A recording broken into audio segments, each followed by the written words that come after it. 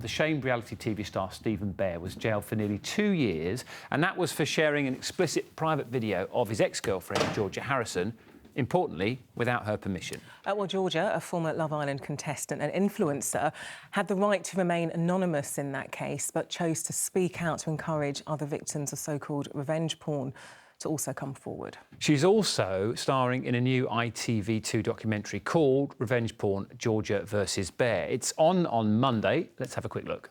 I've had my life changed forever. Woo! I've lost self-respect. I'm full of guilt, I'm full of shame, I'm full of embarrassment and just sickness. And he is just laughing and joking, having the time of his life.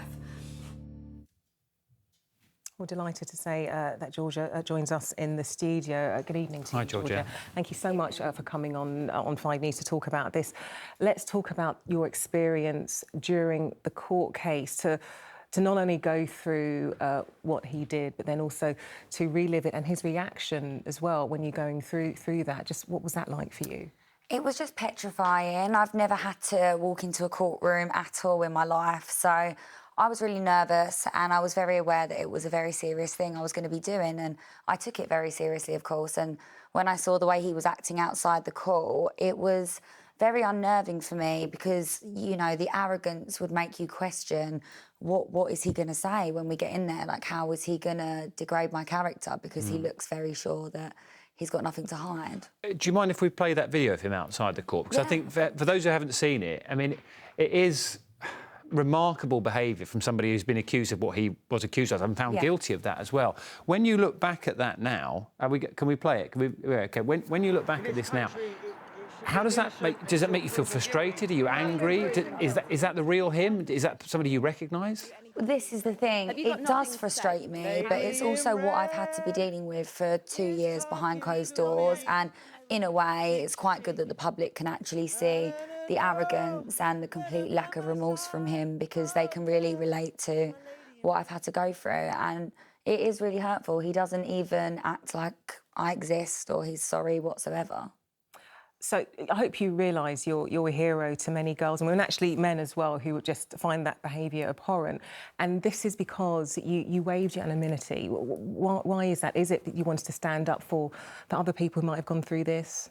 Yeah, I mean, for me, my anonymity completely dissipated the second that video went viral. My friends, family, ex-colleagues, ex-partners, everyone was aware of it. So for me, I didn't really feel like I had much anonymity left. And as time went on, I really did need the help of my followers to get the relevant evidence so that I could get a conviction. And thank God I did sort of reach out to them, because their evidence was just amazing for my court case. But yeah, I also did want to take a stand for the women who don't have a voice, because there are so many, far more than anyone will ever realise. And I think, as CL says, I think your honesty has really helped people. And you're also being honest about how difficult it is to then have meaningful relationships, intimate relationships with other people because of what happened to you. Yeah, no, they are. I think, for one, it affects the way that you trust people. You have a wall up that you didn't before, because your body was once in a time where it thought it could trust someone, and it really got mistreated, and